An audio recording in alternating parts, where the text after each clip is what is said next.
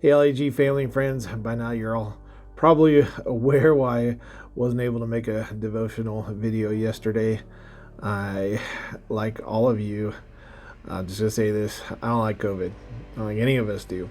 Uh, but what an incredible time we find ourselves to pray in.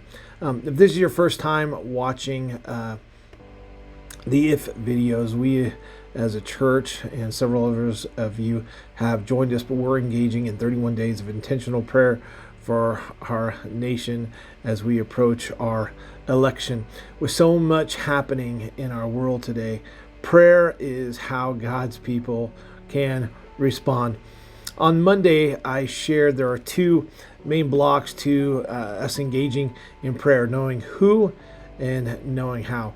I want to take these few moments that I have today and talk about knowing how.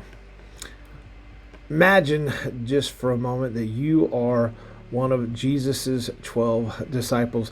You've seen him do some of the most amazing, incredible miracles: calming the storm, feeding 5,000 with 5 loaves and 2 fish, water into wine, walking on water, numerous healings, deaf ears open, blind eyes seeing, crippled hands and legs coming back to life, restoring back to the way that they were intended to be, even seeing people raised from the dead.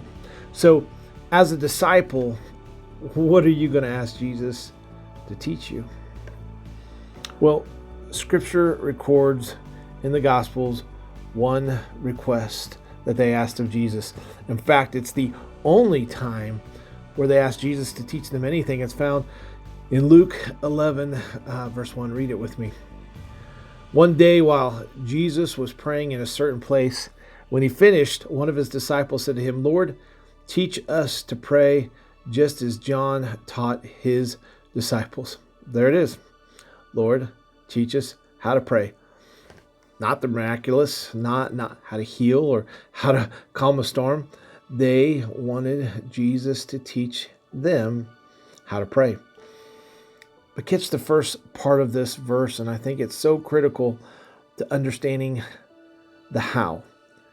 One day while Jesus was praying, you see what's going on here?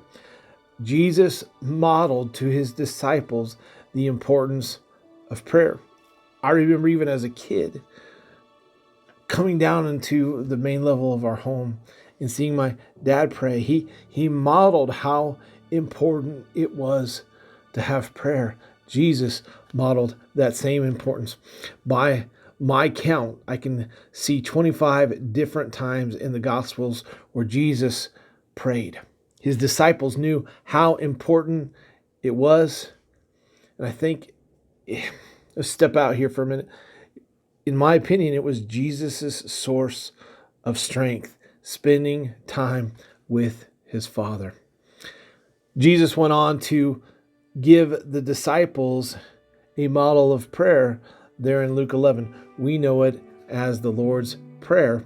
Our Father who art in heaven, hallowed be thy name. Now, I'm not going to go any farther. You can probably quote it right along with me, but I want you to grab onto this little nugget.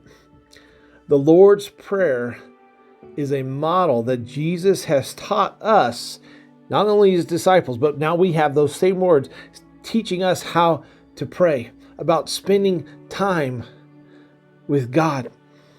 Follow with me here. It begins with adoration. Hallowed be your name. It's our opportunity to worship and tell God how amazing he is. Then it moves into intercession. Your kingdom come, your will be done. What are you praying for?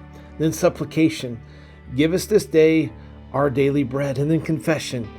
Forgive us as we forgive others. And finally, protection. Lead us not into temptation, but deliver us from evil. You see, this is a model that we can all follow. It's not just meant to be something that we just quote out of rote memory or said at the end of a funeral, but it's a way to access the same source of strength that Jesus used, and that was his Father. Here's my challenge to you today. If you don't know how to pray, ask God to teach you.